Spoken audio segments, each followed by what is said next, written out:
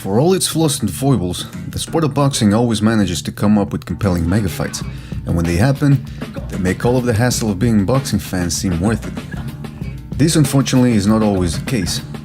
Here are the top 5 super fights that failed to live up to the hype.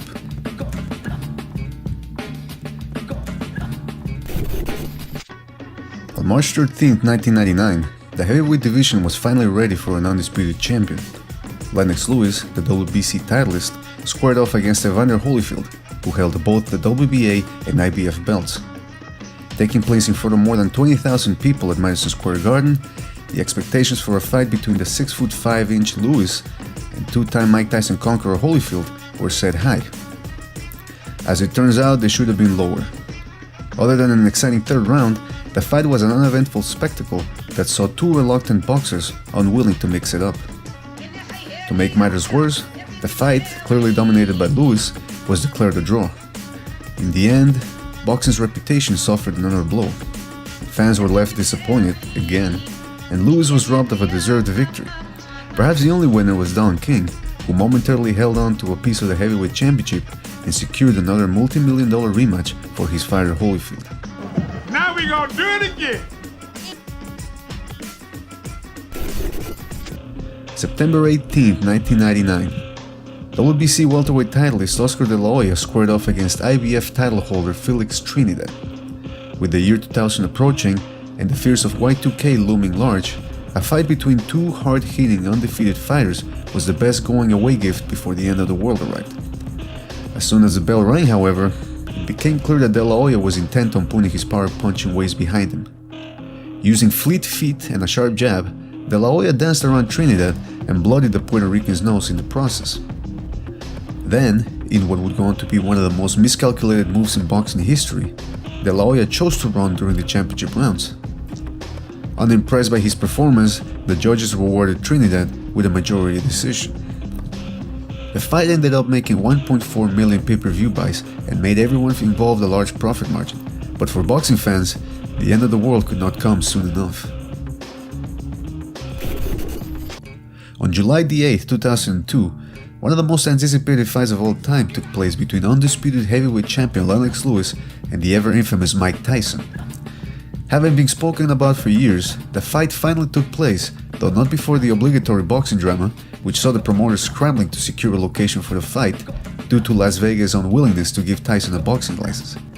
A pre-fight scuffle, which saw Tyson bite Lewis's leg, only served to hype up the fight. As many boxing fans expected, however, the fight turned out to be a one-sided beating. Past his prime and undertrained, Tyson tried winging his best shots from the start, but soon tired. Lewis was his usual conservative self before he ended matters with an 8th-round knockout. Despite the one-sided nature of the fight, the 1.95 million pay-per-view buys allowed for talks of a rematch to remain in circulation before Lewis's surprise retirement in early 2004.